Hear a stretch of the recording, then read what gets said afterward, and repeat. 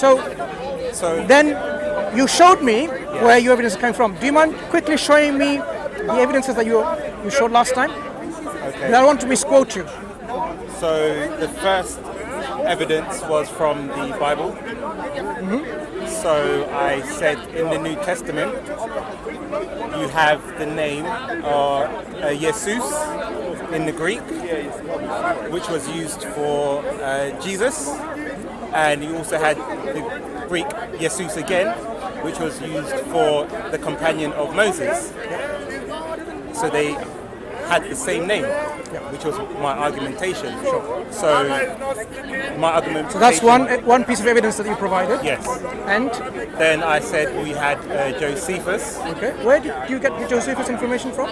That he believed that the name of Jesus is actually from Hebrew Yeshua? Well, we would first of all have to understand, if you use the name Jesus, there's only limited possibilities of what names it can come from. So for example, when you said if someone is called Unga Bunga or whatever, if one person A is called Unga Bunga, person B is called Unga Bunga, and person C is called Jinga Janga, you would logically conclude that A and B would have had the same name, and C had a different name.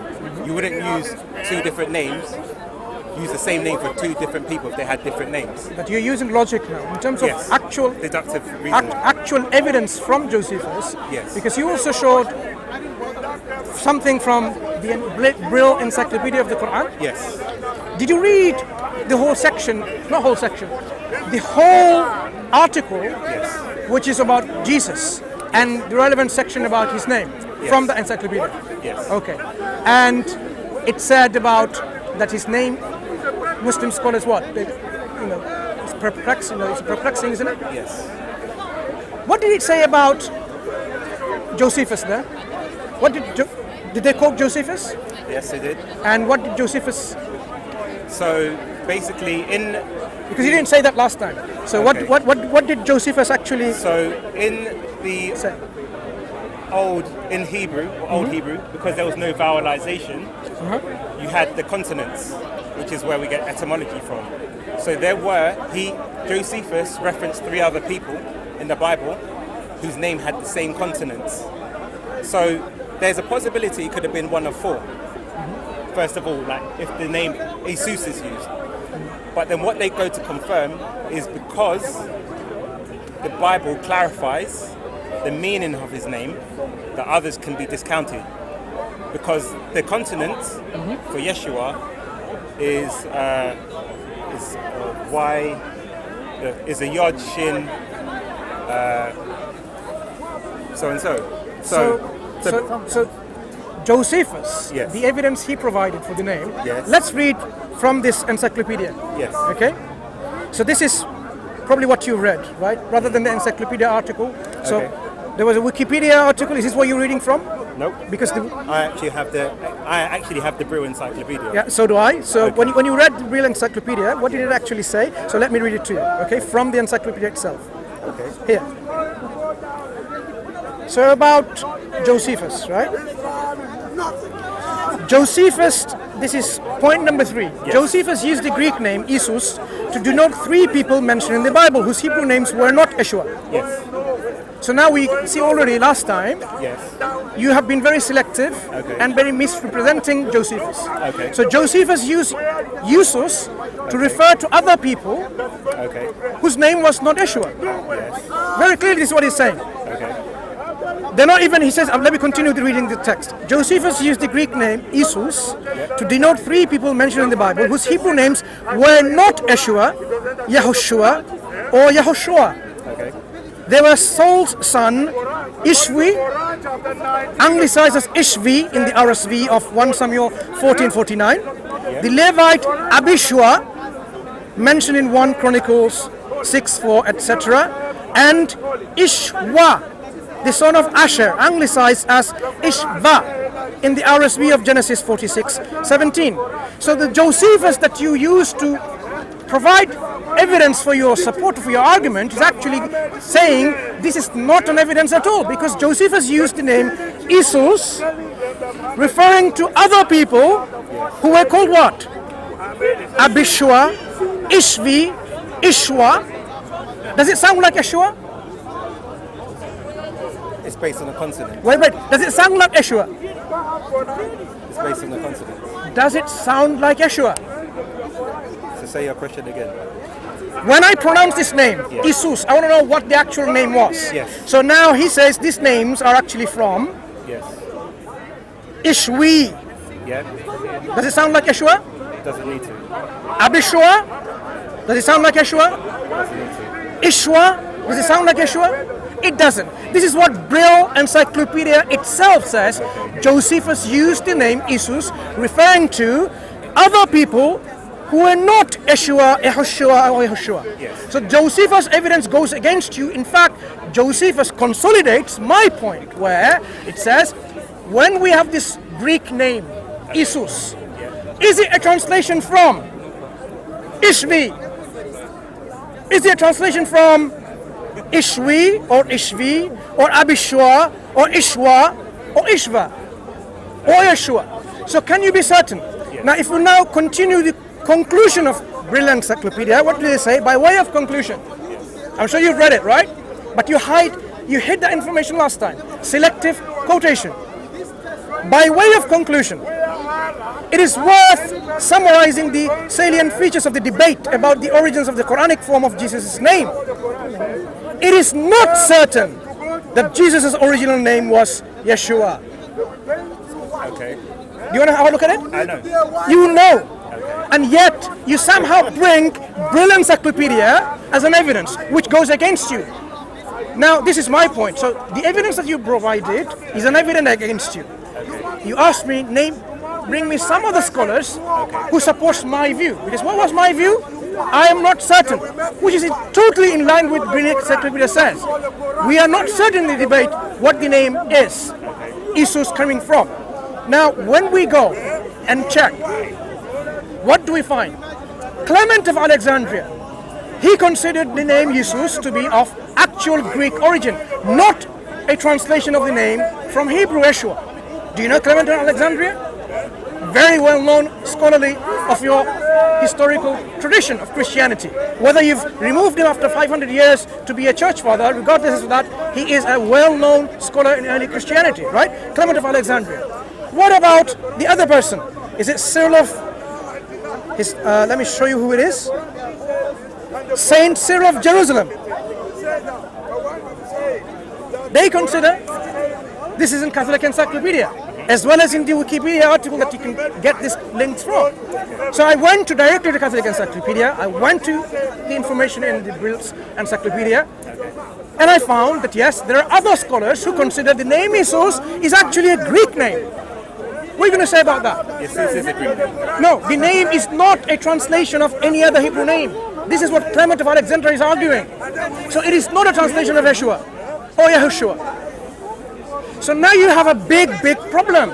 Is Jesus a translation of Ishvi, Ashvi, Abishua, Ishwa, Eshua, right? You have no certainty, just like what I claim. You have no way of determining what it is. Okay. So now, let me address all your Go ahead. First of all, yeah, you are correct in that Jesus can be used for other names. Firstly, when we go to the scripture, it tells you the meaning behind the name, that God will save. This is the same, so it comes from Yeho saves. So the Bible itself gives you the meaning of the name. That's why when you look at the Greek, you know it's not the other names, because every name has a different meaning. What you're saying, does this name sound like that name? That's what we call homophones, and you're making a mistake. For example, if I say night with a K and night with an N, they sound similar, but they have different meanings. Now, if I go and write that in an English test, and I say at night time with a K, I will fail my exam. So your point that it should sound similar is actually not a point itself. It just has to translate to the same. So that's why when I originally told you that in the Greek they did not have the letter shin or the letter Y, so they had to use an iota instead. So now going back to your point of Josephus, just for the cameras, I'll show you as well. That is the rendition in Aramaic, this word here. That's the Aramaic, that word right there. So the funny thing is, Josephus was actually translated into Syriac and Arabic. So now, if you can see here, that is the word I've highlighted for Yeshua. You see, the early church fathers, this is actually Josephus's quote in Syriac. So I'm just showing you again, that is the word that I've highlighted. So we've Translation of what to what? This is in Syriac, which is old format. No, translation of what? Of the name that... This particular text is of yeah, what? this is a testimony of Flavidium, which is Josephus, where he wrote the text that historians refer to, that he mentioned Jesus. It was and translated. when is this translation from? Which century? This is from the... They believe it's as early as the 5th century. So now Mansur will say, well, how did we know? It's very unlikely that they would have translated it into another language without actually understanding what the translation was. 5th century, 500 years later. Okay. The Arabic text, which again I've highlighted the word. Translated when? This was in the 10th century. 10th century. Yes. So you have 1,000 years later, right? That's okay. Right. Just so you can see the evidence, because this is the same text of Josephus. That's the word Yeshua. Now, so a translation from 500 years later and a translation, 1,000 years later is an evidence. Now we have multiple sources confirming the same thing, pretty much. Maybe you might have one or two disagreements, as Mansur might say. Now I want you to look at this person, because in biblical literature, you obviously have the Greek, you have the Peshitta. The Peshitta is in Syriac, which is Middle Aramaic, so it's very close to what Jesus would have spoken. It's more of an advanced reason. So actually, before I spoke to Mansur, I want everyone just to see this. His name is Sebastian Brock. His name is Sebastian Brock. He's a scholar at Oxford University. Anyone can go and Google his name. It says Sebastian Paul Brock, FBA, is generally acknowledged as the foremost academic in the field of Syriac today. I actually emailed him about this. Here's my email. You can see the email too. And I'll read what he says, because I asked him where did the name come from. He said, the Syriac forms of the name have nothing directly to do with the Greek, Jesus, but will have come from early Syriac-speaking Christians by the way of Jewish Aramaic, so presumably reached the Old Syriac and Peshitta Gospels by oral tradition. The name will have been very familiar long before anyone thought of translating the Greek Gospels into Syriac. Since vocalization signs were not introduced at all, about the 7th or 8th century, there is no way of knowing about how the consonants Y-S-H-W, which is the consonants which I've been telling you about, were pronounced by early Syriac-speaking Christians. But the time of the vocalization, the Eastern and Western Syriac traditions of pronunciation had diverged.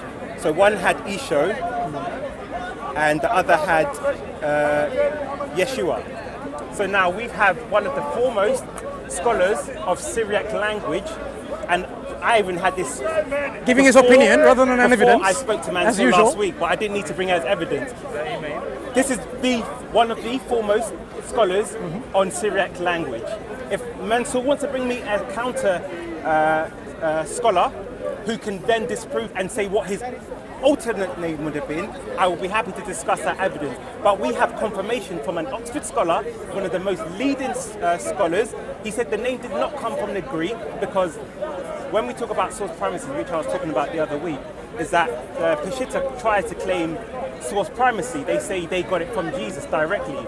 But scholars have noticed that there's certain forms or certain phrases in the Peshitta that would have only come from the from the Greek. So most scholars will agree that the Peshitta came from the Greek, but he's confirmed the name didn't even come from the Greek. It's come through oral tradition. Okay, so let me respond to this.